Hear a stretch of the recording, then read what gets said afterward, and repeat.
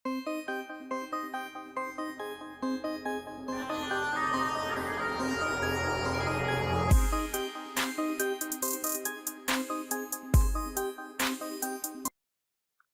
with the name of Allah Almighty, who is the most gracious and the most merciful. Assalamu alaikum. I am Ahmed Ali. हम पढ़ रहे हैं class 11 physics chapter number 2 vectors and equilibrium. तो आज के lecture में हम एक छोटा सा टॉपिक पढ़ेंगे डेट इज टॉर्क, और जिसको हम कहते हैं मूवमेंट ऑफ फोर्स। तो एज यूजुअल इसको डिफाइन करते हैं।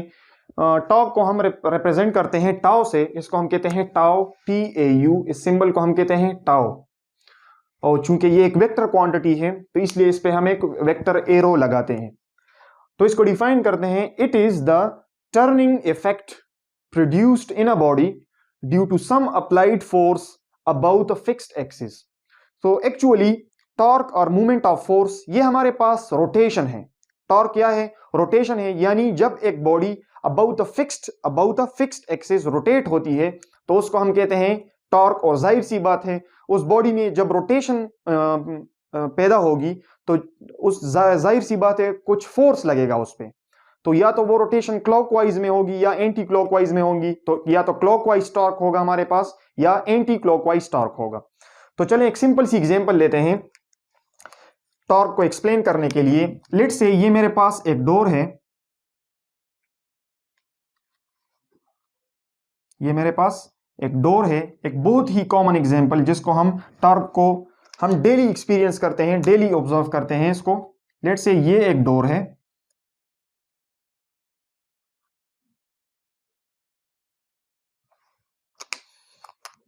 ये हमारे पास एक डोर है और ये इसमें हिंज है जहां से हम डोर को पकड़ते हैं। ये हमारे पास डोर है और ये इसके फिक्स्ड एक्सिस हैं जहां से ये डोर रोटेट हो रहा है।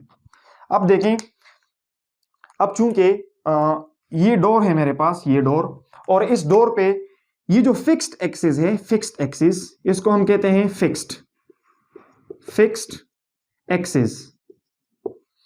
और चूंकि डोर इस तरह रोटेट, इस एक्सिस के अलोंग डोर रोटेट हो रहा है हमारे पास, इस एक्सिस के अलोंग डोर रोटेट हो रहा है, और इस फिक्स्ड एक्सिस से लेकर यहां तक जहां से हम इस डोर को पकड़ते हैं उस तक, इस फिक्स्ड एक्सिस से लेकर जहां तक हम इस डोर को पकड़ते हैं, इसको हम रिप्रेजेंट करते हैं R यूनिट वेक्टर से। R यूनिट वेक्टर जिसको हम कहते हैं पोजीशन वेक्टर। और इस पे जब हम फोर्स लगाएंगे तो लेट्स से मैं इस डोर को इस तरह पकड़ के इसको इस तरह ओपन कर रहा हूं, तो लेट्स से फोर्स की डायरेक्शन या तो मैं इस तरह रिप्रेजेंट कर रहा हूं या मैं इस तरह रिप्रेजेंट कर रहा हूं। तो लेट्स से फोर्स यहां इस पॉइंट पे लग रही है, तो जिस पॉइंट पे फोर्स लग रहा है उसको हम कहते हैं point of application of force, point of application of force. यानी ये बुक जरा दो। तो लेट्स से ये एक डोर है मेरे पास, इसको इस तरह एक्सप्लेन करते हैं। ये मेरे पास एक डोर है और लेट्स से इस डोर, ये जो फिक्स्ड एक्सिस है इस पे ये डोर क्लोज और ओपन हो रहा है हमारे पास। तो इस फिक्स्ड एक्सिस से लेके इस फिक्स्ड एक्सिस जहां से रोटेशन हो रही है इसको हम कहते हैं फिक्स्ड एक्सिस। इस फिक्स्ड एक्सिस से लेकर यहां तक जहां हम फोर्स अप्लाई कर रहे हैं, इस डिस्टेंस को हम कहते हैं इस डिस्टेंस को हम कहते हैं पोजीशन वेक्टर, जिसको हम R से रिप्रेजेंट करते हैं।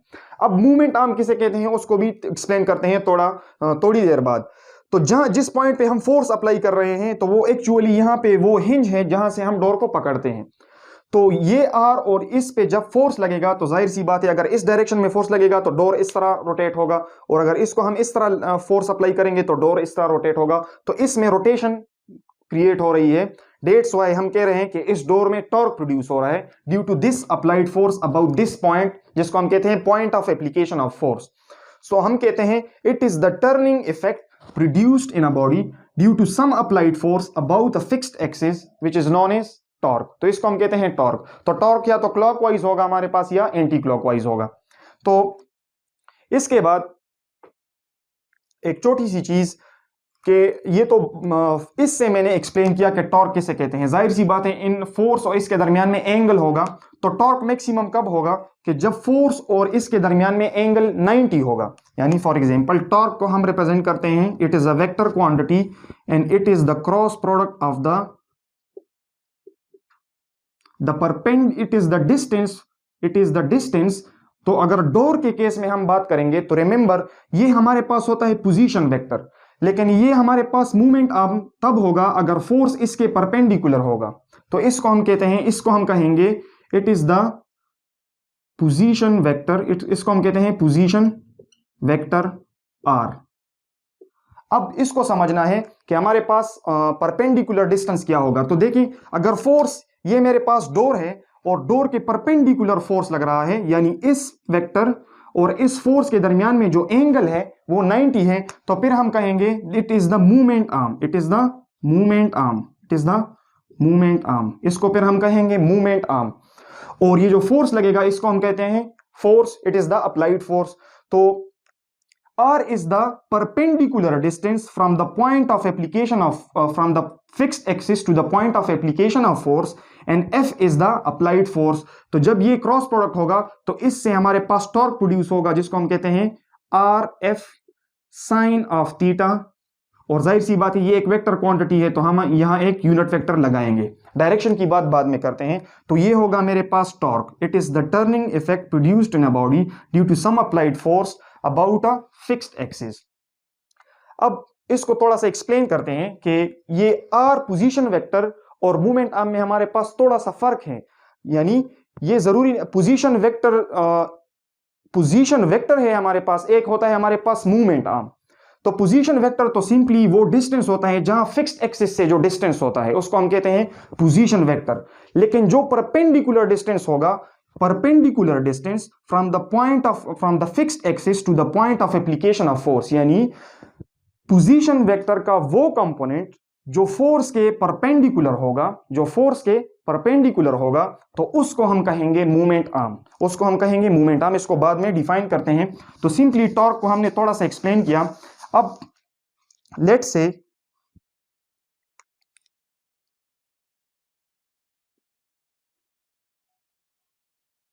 से ये कोई फिक्स पॉइंट है, फिक्स पॉइंट, और इस फिक्स पॉइंट से यहां पे एक लोड अटैच है, एक लोड हमारे पास अटैच है, और ये डाउनवर्ड डायरेक्शन में वेट कर, लेट्स से इसको हम कहते हैं वेट, यानी weight of this object is acting downward, जो कि हमारे पास इक्वल होता है mg।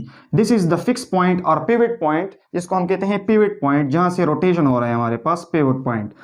अब यहां से लेकर यहां तक इसको हम कहते हैं पोजीशन वेक्टर।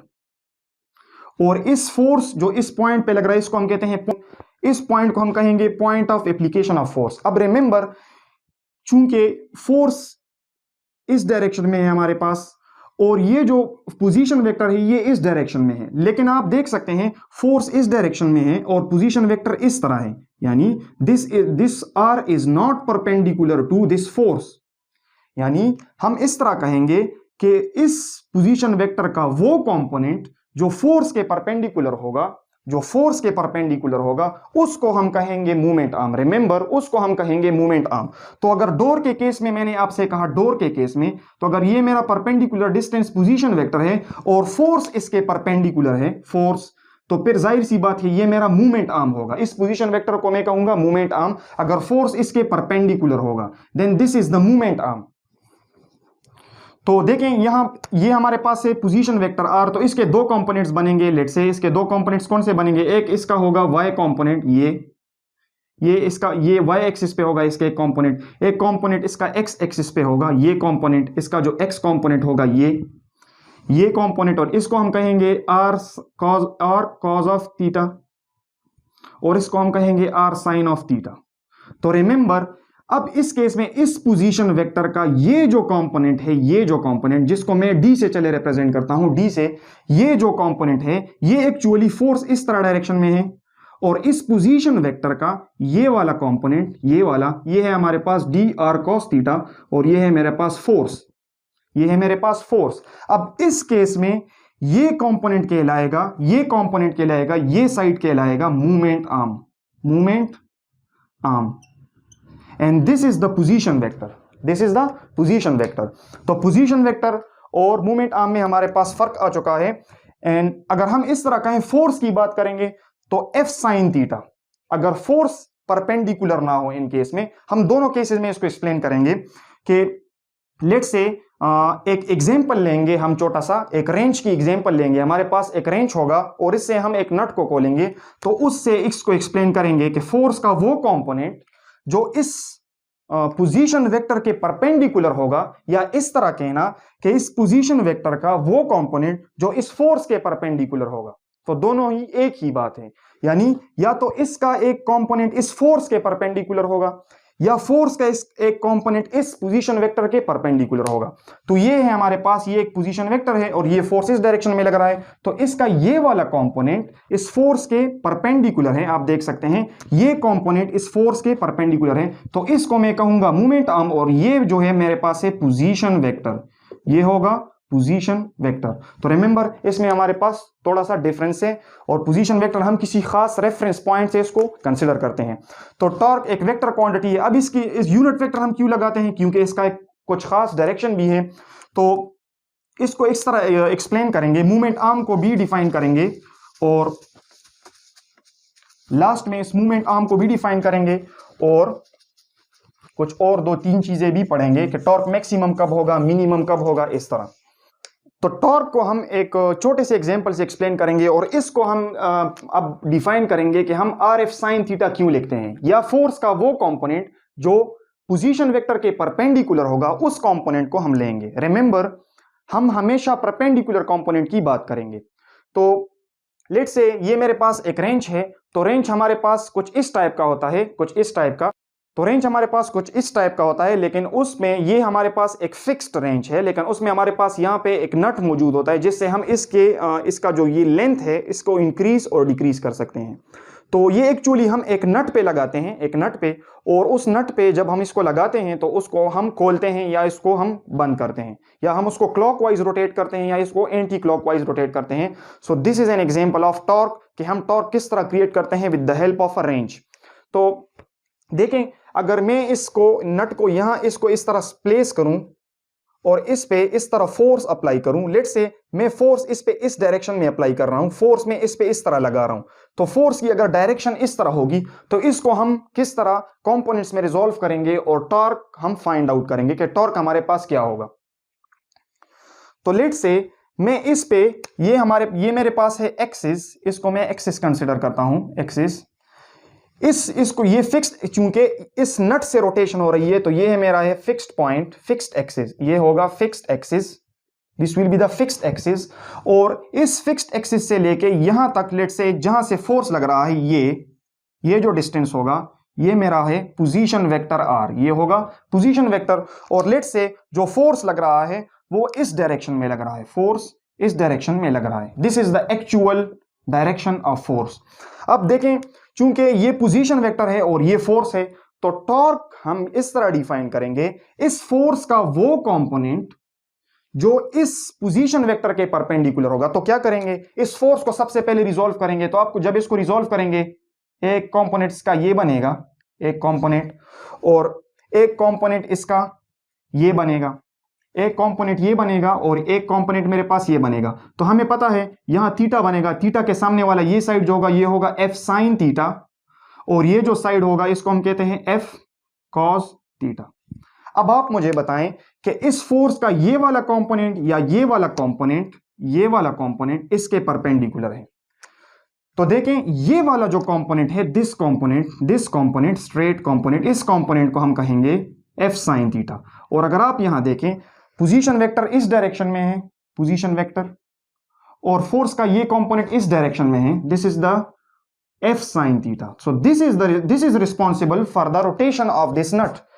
देखें, ये एफ कोस थीटा क्यों रिस्पॉन्सिबल नहीं है, चूंकि रोटेशन या तो इस तरह होगी या तो इस तरह होगी, या तो ये इस तरह रोटेट होगा, चूंकि फोर्स इस डायरेक्शन में है तो इस केस में इस तरह रोटेट होगा, या इसको हम इस तरह भी रोटेट कर सकते हैं।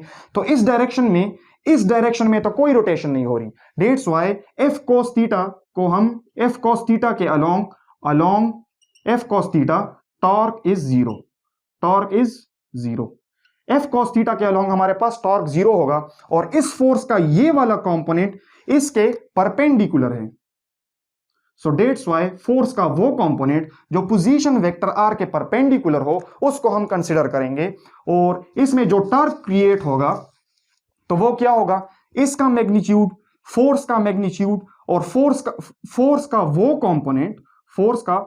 कंपोनेंट जो इस पोजीशन वेक्टर आर, जो इस रेंज को रोटेट करेगा, जो इस पोजीशन वेक्टर के परपेंडिकुलर होगा, उसको कंसीडर करेंगे। तो ये होगा मेरे पास टॉर्क। और इसको किस तरह एक्सप्लेन करेंगे?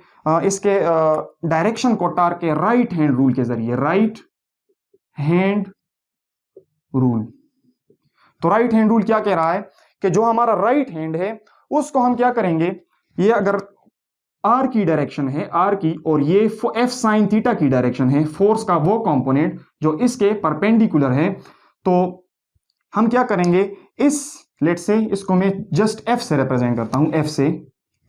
तो क्या करेंगे, इस वेक्टर को, इस फोर्स, अपना राइट हैंड लेंगे और इस वेक्टर को इस तरह रखेंगे और इस फोर्स के डायरेक्शन में रोटेट करेंगे। तो जो रोटेशन होगी वो एक्चुअली इस तरह होगी, एंटी क्लॉकवाइज रोटेशन होगी। तो एंटी क्लॉकवाइज जब रोटेशन होगी तो टॉर्क की direction out of the board होगी, आउट। तो इसको हम कहते हैं counter clockwise torque, counter clockwise torque और एंटी क्लॉकवाइज टॉर्क, इसको हम हमेशा पॉजिटिव कंसीडर करते हैं, पॉजिटिव। और इसकी जो डायरेक्शन होगी वो आउट ऑफ द बोर्ड होगी। तो मैं इसको इस तरह ड्रॉ कर सकता हूं, आउट ऑफ द बोर्ड के लिए टॉर्क, टॉर्क की डायरेक्शन इस तरह होगी, क्योंकि रोटेशन इस तरह हो रही है। जब आर को एफ की तरफ रोटेट करेंगे तो ये थंब जो होगा ये point in the direction of torque. तो देखें, जब इसको रोटेट करेंगे तो एक्चुअली फोर्स यहां लग रहा है, तो रोटेशन इस तरह होगी। जब रोटेशन इस तरह होगी तो ये टॉर्क की डायरेक्शन होगी, जिसको मैं डाउनवर्ड से रिप्रेजेंट कर रहा हूं। तो this is the direction of torque. तो मैं इसको इस तरह लिख सकता हूं कि टॉर्क हमारे पास इक्वल है। इसको थोड़ा क्लीन बनाते हैं, हाँ जी।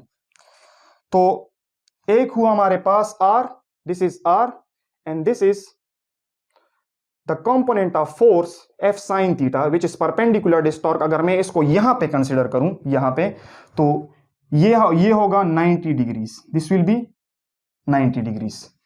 इस और इसके दरमियान में जो एंगल होगा ये होगा 90 डिग्रीज के हमारे पास। तो अब ये वो केस है जिसमें हम कह रहे हैं कि टॉर्क हमारे पास इक्वल है R and the component of force which is perpendicular. तो ये कंपोनेंट इसके परपेंडिकुलर है, एफ साइन थीटा आर। या जब हम इसको इस तरह टॉर्क को नॉर्मल लिखते हैं, R cross F, R cross F. फिर इसका फोर्स का वो कंपोनेंट जो इसके परपेंडिकुलर होगा, और फिर इसको जब हम यूनिट वेक्टर फॉर्म में लिखते हैं तो इसका कुछ डायरेक्शन भी होगा। तो इस केस में डायरेक्शन क्या होगा, इस तरह एंटी क्लॉकवाइज रोटेशन होगी, तो torque will be out of the board. अब इसको हम इस तरह भी एक्सप्लेन कर सकते हैं कि अगर फोर्स की डायरेक्शन को इसी तरह लें तो इस पोजीशन वेक्टर को इस तरह भी डिफाइन कर सकते हैं कि इसका वो कंपोनेंट, अगर इसको रिजॉल्व करें, इसका वो कंपोनेंट यानी perpendicular distance from the point of axis. Movement arm को किस तरह डिफाइन करेंगे, movement arm it is the perpendicular distance from the fixed, remember it is the perpendicular distance, not every distance, it is the perpendicular distance from the fixed axis to the point of application of force,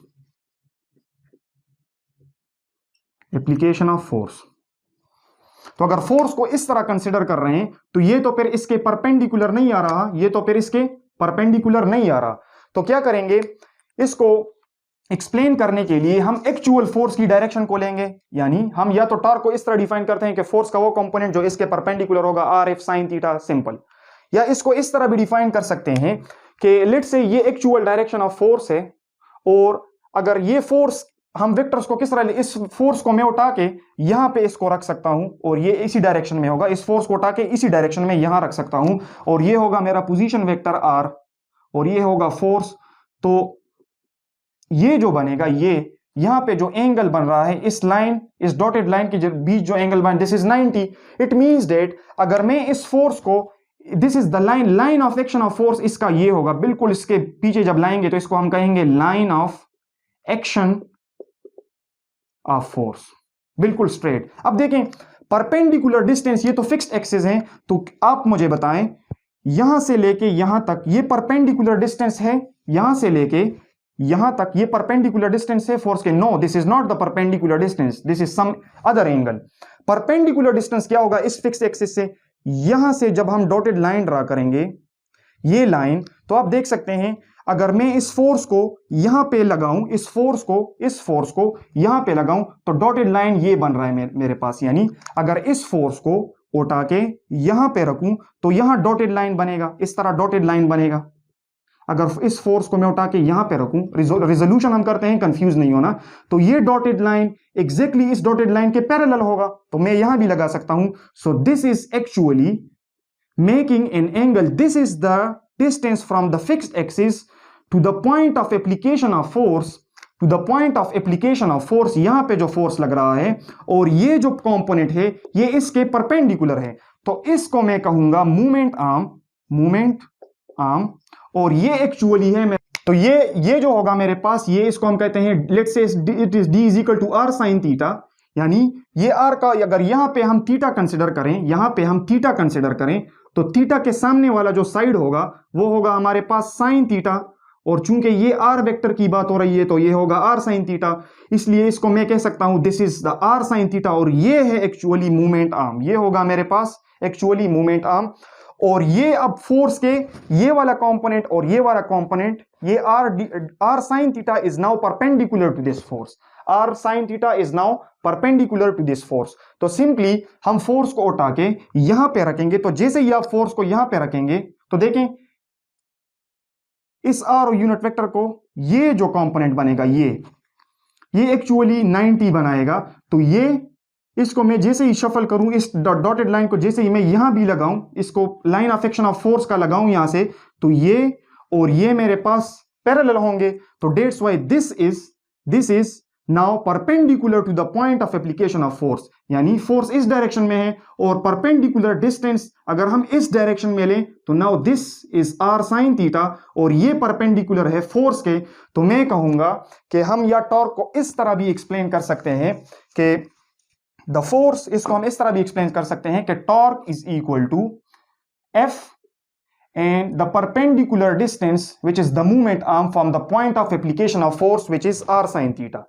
तो ये होगा हमारे पास torque is equal to again RF sin theta n unit vector, इसको हम इस तरह भी लिख सकते हैं। तो और इससे पहले जो हमने लिखा, हम लिख रहे थे इससे पहले इस तरह डिफाइन करना कि R और फोर्स का वो कंपोनेंट जो R के परपेंडिकुलर होगा, तो फिर अपने फोर्स को रिजॉल्व करना है, तो फोर्स का एक ये कंपोनेंट था जो कि इस R यूनिट वेक्टर के परपेंडिकुलर था, तो इसलिए इसको हमने कहा this was responsible for the torque. इस केस में अगर हम फोर्स को इसी डायरेक्शन में ले रहे हैं और R को, तो फिर अगर R लेंगे तो पोजीशन वेक्टर फिर नहीं कंसिडर करेंगे, क्योंकि ये इस फोर्स के परपेंडिकुलर नहीं है, आप देख सकते हैं। तो इसका जो परपेंडिकुलर कंपोनेंट होगा वो इस, अगर हम यहां से स्ट्रेट लाइन लें और इस फोर्स का लाइन ऑफ एक्शन ड्रा करें, तो इस स्ट्रेट लाइन और इसके दरमियान में जो एंगल बन, दिस इज 90, तो यहां जब इसको रिजोल्व करेंगे तो थीटा के सामने वाला साइड r sin थीटा होगा, ये r sin थीटा इस फोर्स के, क्योंकि अगर आप यहां इसको मैं यहां भी ड्रॉ कर सकता हूं, तो डेट्स वाई ये sin थीटा अब इस r फोर्स के, this is r sin theta, r sin theta is now perpendicular to this force, so it is responsible for the rotation of the nut due to this wrench। चूंकि torque हमारे पास equal है, torque is equal to RF sin theta n unit vector, तो मैं इसको magnitude form में लिख सकता हूं, torque is equal to RF sin theta, यानी ये एंगल पे भी डिपेंड करेगा। तो जाहिर सी बात है अगर थीटा मेरे पास 90 डिग्रीज होगा, 90 डिग्रीज, तो टॉर्क मैक्सिमम होगा। तो मैक्सिमम टॉर्क कब होगा, टॉर्क मैक्सिमम कब होगा, जब थीटा होगा 90 डिग्रीज एंड 90 डिग्रीज इज 1, तो RF, तो मैक्सिमम टॉर्क होगा, this will B for maximum torque. Minimum कब होगा, जब थीटा 270 भी होगा, 270, यानी अगर थीटा हमारे पास 270 भी हो तो यहां पे मुझे माइनस साइन मिलेगा, लेकिन उसका मतलब होगा कि टॉर्क की डायरेक्शन ऑपोजिट होगी फिर। तो थीटा फॉर 90 और 270, थीटा 90 के लिए टॉर्क जो होगा पॉजिटिव होगा, और थीटा 270 के लिए टॉर्क इस यहां से 270 से -1 आ जाएगा, तो इससे इसको हम कहेंगे -RF, तो टॉर्क हमारे पास नेगेटिव होगा उस केस में। इसी तरह जब हम थीटा को 0 कंसिडर करेंगे तो टॉर्क मिनिमम होगा, या 180 डिग्रीज कंसिडर करेंगे तो टॉर्क 0 होगा, इसको भी एक्सप्लेन करते हैं। लेकिन टॉर्क मिनिमम तब होगा जब ये 0 होगा, तो RF इंटू साइन 0 और 180 भी यहां पुट कर सकते हैं, तो साइन 0 हमारे पास 0 होता है, तो ये पूरा 0 होगा, तो टॉर्क उस केस में मिनिमम होगा। तो उसी डोर के एग्जांपल से मैं आपको ये सारी चीजें एक्सप्लेन करवाता हूं कि लेट्स से बुक है मेरे पास, ये बुक, और ये let's say this is the perpendicular distance. अगर ये यहां से रोटेशन हो रही है तो यहां से यहां तक ये परपेंडिकुलर डिस्टेंस है, और यहां से मैं फोर्स लगा रहा हूं, तो अगर ये परपेंडिकुलर डिस्टेंस इस फोर्स के परपेंडिकुलर है तो यहां पे फोर्स जो लगेगा, अब अगर ये फोर्स और ये इसके दरमियान में ये जो एंगल बनेगा, अगर मैं ये यहां से फोर्स लगा रहा हूं इस डायरेक्शन में, तो ये एंगल 90 बनेगा, तो इसमें रोटेशन भी ज्यादा प्रोड्यूस होगी, रोटेशन भी हमारे पास ज्यादा प्रोड्यूस होगी। इसके अलावा अगर फोर्स उस डायरेक्शन में होगा, यानी अगर फोर्स 270 होगा, तो 270 क्या होगा, ये 90 है, तो 270 क्या होगा, दिस विल बी, अगर इस तरह फोर्स लगाएंगे, इस तरह फोर्स, तो देखें this is R unit vector and this is the force, तो हमारा आर यूनिट वेक्टर इस डायरेक्शन में है, और जब फोर्स हम इस डायरेक्शन पे लगाएंगे, तो चूंकि ये फिक्स्ड एक्सिस है, इस डायरेक्शन पे जब फोर्स लगाएंगे तो इसमें कोई रोटेशन पैदा नहीं होगी, तो इन दोनों के दरमियान में एंगल 180 बनेगा एंड साइन 180 इज 0। इसी तरह अगर 0 एंगल वो लगाएंगे, अगर इसको मैं पकड़ के इस तरह फोर्स लगाऊं उस डायरेक्शन में, इसको पकड़ के उस डायरेक्शन में फोर्स लगाऊं, तो हमारा पोजीशन वेक्टर भी इस पॉइंट से यहां तक इस डायरेक्शन में है, और फोर्स भी उस डायरेक्शन में है, और पोजीशन वेक्टर भी उस डायरेक्शन में है, तो ये 0 होगा, तो साइन 0 एंगल 0 होगा, तो साइन 0 0, टॉर्क हमारे पास प्रोड्यूस नहीं होगा। लेकिन जब मैं फोर्स इस डायरेक्शन में लगाऊंगा, इस डायरेक्शन में, तो रोटेशन होगी, दिस इज 90, और अगर फोर्स उस डायरेक्शन से लगाऊंगा then this that will be 270, तो उस केस में फिर डायरेक्शन चेंज होगी। या इस केस में अगर मैं इस तरह फोर्स लगाऊंगा तो रोटेशन इस तरह होगी, और अगर उस साइड से फोर्स लगाऊंगा तो रोटेशन इस तरह होगी। तो जाहिर सी बात है, तो force depends upon the movement arm and the force and the theta and the angle.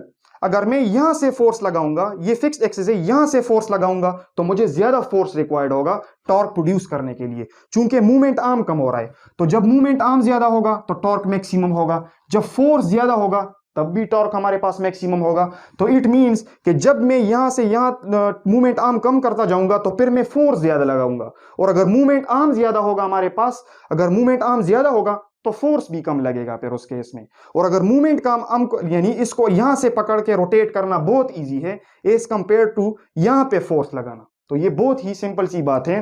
So torque is maximum for theta is equal to 90 and 270 degrees, और टॉर्क हमारे पास 0 होता है फॉर 0 डिग्रीज एंड 180 डिग्रीज, बिकॉज उस पर हमारे पास कोई रोटेशन क्रिएट नहीं होती। अब इसके बाद थोड़ी डायरेक्शन की बात कर लेते हैं, direction of torque. Direction of torque, तो या तो हमारे पास क्लॉकवाइज होगा, क्लॉकवाइज टॉर्क, जिसको हम नेगेटिव लेते हैं, और एक होता है हमारे पास एंटी क्लॉकवाइज, या इसको काउंटर क्लॉकवाइज भी कहते हैं, एंटी क्लॉक, इसको हम कहते हैं पॉजिटिव। यानी फॉर एग्जांपल लेट से ये मेरे पास है मूवमेंट आर्म और फोर्स इस डायरेक्शन में लग रहा है, फोर्स लेट से सिंपल सा केस लेते हैं, तो यहां ये चूंकि ये फिक्स्ड एक्सिस है तो इसको मैं फिर मूवमेंट आर्म कहूंगा, इसको मैं मूवमेंट आर्म अब कह सकता हूं क्योंकि ये परपेंडिकुलर है इस फोर्स के। तो क्या होगा, अब क्या होगा हमारे पास, अब टॉर्क की डायरेक्शन राइट हैंड रूल से करेंगे, इस आर के अलोंग रखेंगे और इस एफ की तरफ रोटेट करेंगे, तो रोटेशन चूंकि इस डायरेक्शन में होगी, इस डायरेक्शन में, तो ये एंटी क्लॉकवाइज डायरेक्शन है, this is the anti clockwise direction. तो आप देख सकते हैं ये इस तरह रोटेट होगा, ये इस तरह रोटेट होगा, तो टॉर्क की direction out of the board होगी, इसको हम कहते हैं काउंटर क्लॉकवाइज, काउंटर क्लॉकवाइज, और इस टॉर्क को हम पॉजिटिव कंसीडर करते हैं। इसी तरह अगर यही आर है, लेट्स से यही आर है, यही फिक्स्ड एक्सिस है, और अब फोर्स इस डायरेक्शन में लग रहा है, तो अब क्या होगा डायरेक्शन, अब इस हैंड को यूज करेंगे, नो, इस हैंड को लेफ्ट को यूज नहीं करेंगे, राइट को यूज करेंगे। लेकिन किस तरह यूज करेंगे, इस तरह यूज करेंगे, इस तरह नो। मैंने आपसे कहा था कि हम हैंड का ये साइड, अपर साइड मूव नहीं करते, तो क्या करेंगे, इसको इस तरह कंसिडर करेंगे, इस तरह। अब ये जो मेरा थंब है this is into the board, and इस आर के अलोंग इसको रखेंगे और इस एफ की तरफ रोटेट करेंगे, तो जो थंब होगा वो इन टू द बोर्ड होगा। तो हमारे पास इस केस में रोटेशन इस डायरेक्शन में हो रही है, यानी आर जब फोर्स की तरफ रोटेट होगा आर, तो थंब जो होगा इनवर्ड होगा, तो इसको इनवर्ड को मैं इस तरह ड्रा करता हूं, तो ये होगी टॉर्क की डायरेक्शन। और इस केस में टॉर्क की डायरेक्शन हमारे pass out of the board की, इसमें इन टू द बोर्ड है, this is clockwise torque, clockwise torque, और इसको हम कहते हैं नेगेटिव, इसको हम कंसिडर करते हैं नेगेटिव। इसी तरह एक छोटी सी और बात कि लेट से ये अगर पोजीशन वेक्टर है, ये अगर पोजीशन वेक्टर है from this fixed pivot point, और ये फोर्स लग रहा है, फोर्स, और आप इस तरह करें कि आप कहें यहां कुछ एंगल लें, लेट से इसके साथ आप कुछ एंगल यहां कंसिडर कर ले, और आप कहें कि ये तो मूवमेंट आर्म है मेरे पास और ये फोर्स है, तो जब आप इसको कैलकुलेट करेंगे तो ये गलत होगा। Remember, this is the position vector and this is not the component. या तो फोर्स का वो कंपोनेंट जो इसके परपेंडिकुलर होगा, या तो फोर्स का वो कंपोनेंट जो इसके परपेंडिकुलर हो, या इस पोजीशन वेक्टर का वो कंपोनेंट जो इस फोर्स के परपेंडिकुलर होगा, सिर्फ हम वो कंपोनेंट कंसीडर करेंगे। तो इस केस में आप देख सकते हैं फोर्स इस डायरेक्शन में है और पोजीशन वेक्टर इस डायरेक्शन में है, तो इनके दरमियान में जो एंगल बन रहा है डेट इज नॉट 90 डिग्री, यानी फोर्स अगर इस डायरेक्शन में है तो पोजीशन वेक्टर इस डायरेक्शन में है, तो इनके दरमियान में कुछ डिफरेंट एंगल है। तो हम क्या करेंगे, इस पोजीशन वेक्टर को मैं रिजोल्व कर सकता हूं इस तरह, ये अगर आर है तो ये होगा, ये मैं पहले भी एक्सप्लेन कर चुका हूं, तो ये होगा मेरे पास आर कॉस थीटा। अगर ये मैं एक्सिस कंसीडर करूं, एक्स एक्सिस कंसीडर करूं, तो ये जो कंपोनेंट होगा this is R cos theta, और ये जो कंपोनेंट होगा this is R sine theta. ये होगा R cos theta, this will be R sine theta, तो ये होगा मेरे पास R sine theta, R sine theta. अब क्या करेंगे इसको, ये आर कॉस थीटा होगा आर साइन थीटा। अब आप मुझे ये बताएं कि इस पोजीशन वेक्टर का ये वाला कंपोनेंट इसके परपेंडिकुलर है कि ये वाला कंपोनेंट, तो देखिए फोर्स इस डायरेक्शन में है और इस पोजीशन वेक्टर का ये कंपोनेंट एक्चुअली इस फोर्स के परपेंडिकुलर है, जो कि इस डायरेक्शन में इस तरह ड्रॉ किया गया है डॉटेड लाइन से। This is R cos theta and this is F. Now इसको हम कहते हैं मूवमेंट आर्म, इसको हम कहते हैं movement arm. This is the movement arm, this is not the movement arm, this is the position vector and this is the movement arm. तो movement arm is the perpendicular distance from the point of application of force. So this is the perpend, तो ये अगर r cos theta है तो perpendicular distance यहां से इसको consider कर सकते हैं, ये perpendicular distance from the point of, यहां ड्रा करना बिल्कुल ही सेम है। So this is the concept of torque, कि टॉर्क हम बहुत ही इसको यूज किया जाता है जब क्रेन लिफ्टिंग करते हैं लोड की, तो उसमें इसको यूज करते हैं। कपलिंग हम पढ़ेंगे उसमें किस तरह टॉर्क यूज होता है। So I think this is enough for today about the torque. And one more thing is कि उसको फिर नेक्स्ट वीडियो में एक्सप्लेन करेंगे, लेकिन हम वर्क के यूनिट को जूल्स में रिप्रेजेंट करते हैं और टॉर्क को हम न्यूटन मीटर कहते हैं, लेकिन हम उनको सेम नहीं कंसिडर करते हैं। Remember, torque is not the work done, remember torque is not the work done. Work done के केस में, यानी अगर आप टॉर्क के यूनिट को लिखें टॉर्क, तो टॉर्क आर और एफ पे डिपेंड कर रहा है, तो आर इज एन, आर हमारे पास है metre and F is newton, तो इसको हम इस तरह नहीं लिखते, इसको हम लिखते हैं न्यूटन मीटर। तो newton metre is the unit of torque. अगर आप फोर्स वर्क को देखें एफ डी, तो फोर्स भी हमारे पास है न्यूटन मीटर, लेकिन इसको हम जूल्स लेते हैं, जूल्स, क्योंकि जब हम किसी ऑब्जेक्ट पे वर्क डन करते हैं तो उसमें हमारे पास एक एनर्जी स्टोर हो जाती है जिसको हम पोटेंशियल एनर्जी कहते हैं, तो उस केस में हम कहते हैं जूल्स। तो वर्क एक्चुअली हमारे पास एनर्जी है, डेट्स वाई इसको जूल्स में रिप्रेजेंट करते हैं, इसको न्यूटन मीटर में रिप्रेजेंट करते हैं। इसको जूल्स इसलिए नहीं कहते because this is not the work done, it is the rotational analogue of force. Because of applied force, किसी यहाँ पे एक ऑब्जेक्ट है उस पर फोर्स लगा, उसमें रोटेशन पैदा हुई, there is no work done, there is rotation. तो इस टॉर्क को हम कहते हैं the rotational analogue of force, और इस वर्क डन को हम कहते हैं तो डिफरेंस के लिए, तो डिफरेंशिएट करने के लिए, इसलिए हम टॉर्क के यूनिट को जूल्स नहीं लिखते, इसलिए हम टॉर्क का यूनिट जूल्स नहीं लिखते, सिर्फ इसको न्यूटन मीटर रिप्रेजेंट करते हैं। और इस केस में चूंकि ये वर्क डन एनर्जी के इक्वल है, तो इसको हम अल्दो ये भी न्यूटन मीटर आ रहा है, ये भी न्यूटन मीटर आ रहा है, लेकिन इसको हम जूल्स नहीं कंसिडर करते। Dates why, because this is the rotational analog of force. Torque is the rotational analog of force. Torque is the rotational analog of force. So I think this is enough for today. Thank you so very much for watching my lectures and stay blessed all.